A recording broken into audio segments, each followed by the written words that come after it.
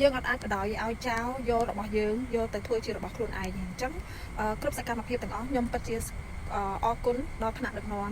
ហើយនឹងបងប្អូនសិល្បករ influencer content creator ជាច្រើនដែលខំប្រឹងព្យាយាមជំរុញទាំងផ្នែកការទូតហើយនឹង soft power ជាពិសេសគឺ soft power នឹងតែម្ដងយើងត្រូវតែប្រឹងរួបរวมគ្នាដើម្បីការពារហើយនឹងបញ្ជូនតាមរយៈការដែលយើងធ្វើវីដេអូ content របស់យើងចាអ្វីដែលយើងអាចធ្វើបានទៅតាមលទ្ធភាពចារួមចំណាយគ្នាចាដើម្បីជួយពីព្រោះខាងគេអត់ស្ងៀមទេហើយគេច្រើនជាងយើងទទួលស្គាល់ថាគេច្រើនជាងយើងដូច្នេះបើគេធ្វើមួយស្មើនឹងយើងធ្វើនឹង4ទៅ5ដងដូច្នេះអត់បធូរដៃបានទេចាព្រោះ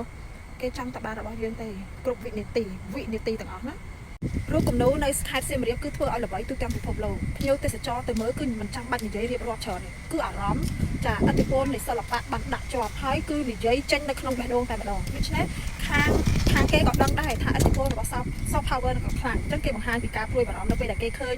រូបគំនូររបស់យើងផ្សព្វផ្សាយទៅហើយអន្តរជាតិគឺគាត់មើលច្រើនចាឲ្យតែភ្ញៀវទេសចរទៅគឺទៅមើលអញ្ចឹងគេដឹងតាមរយៈឥទ្ធិពលរបស់ soft power ដូច្នេះគេក៏កំពុងតែប្រមូលផ្ដុំគ្នាដើម្បីនឹងធ្វើដូចគ្នាចាគេចង់ប្រមូល artist របស់គេទៅគូររូបដូចគ្នាបង្ហាញអីសពគ្រប់បែបយ៉ាងប៉ុន្តែអ្វីដែលយើងត្រូវបន្តធ្វើគឺយើងកុំនៅស្ងៀមចាយើងធ្វើរហូតចាធ្វើរហូតតតែពិភពលោកគេដឹងថាយើងគឺជា original បងត្រូវទទួលស្គាល់ឥទ្ធិពលរបស់ soft power គឺខ្លាំងសង្គ្រាមរវាងខ្មែរថៃមិនមែនត្រឹមតែអាវុធទេណាចាមាន soft power ដែលខ្លាំងមែនតើដែលយើងរងឥទ្ធិពលពី soft power ពីថៃហ្នឹងគឺយូរមកហើយទាំងរឿងទាំងចម្រៀងគឺយើងមើលពីគេយើងគ្រប់គ្រងតារាគេយើងមើលពីការស្លៀកពាក់ផាន់គេយើងមើលអីនេះគឺជាឥទ្ធិពល soft power ចូល soft power គេផ្សព្វផ្សាយពីប្រទេសគេបានយ៉ាងងាយឥឡូវនេះសង្គ្រាមចាប់មែនប៉ុន្តែសង្គ្រាមវានៅតែការទូតយើងនៅតែបន្តធ្វើចាសមរភូមិការទូតនៅតែបន្តធ្វើហើយមួយទៀតដែលកំពុងតែខ្លាំងដែរគឺ soft power រូបសិល្បៈដែលបងប្អូនគាត់ជាអ្នកគំនូរគាត់រួមគ្នាធ្វើនៅសៀមរាបគឺកំពុងតែជះឥទ្ធិពល soft power ពេញទូទាំងពិភពលោកបងប្អូនត្រូវទទួលស្គាល់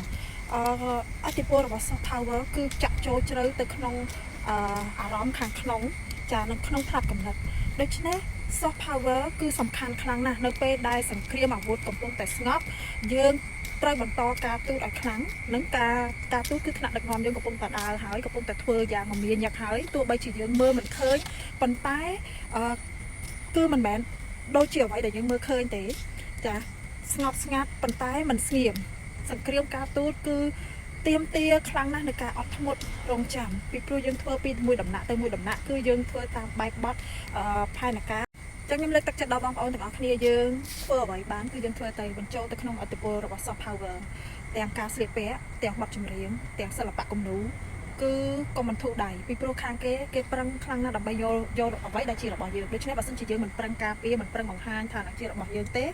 យើងនឹងបាត់បង់ពីព្រោះគេចាំតែយកទេខ្ញុំចង់ឲ្យបងប្អូនទាំងអស់គ្នាចូលរួមចំណែកចាលើកស្ទួយវប្បធម៌យើងទាំងការស្លៀកពាក់ទាំងកម្មវិធីចាដូចជាកម្មវិធីរបស់ទេពបុព្រឹកដែលគាត់ធ្វើជាមួយនឹងដៃគូសហការជាសិល្បករជាច្រើនហ្នឹងណាក៏ជាឱកាសមួយដែលយើងត្រូវរួមគ្នាបង្ហាញដែរពីព្រោះទាំងការស្លៀកពាក់ទាំងការដែលយើងធ្វើអ្វីទាំងអស់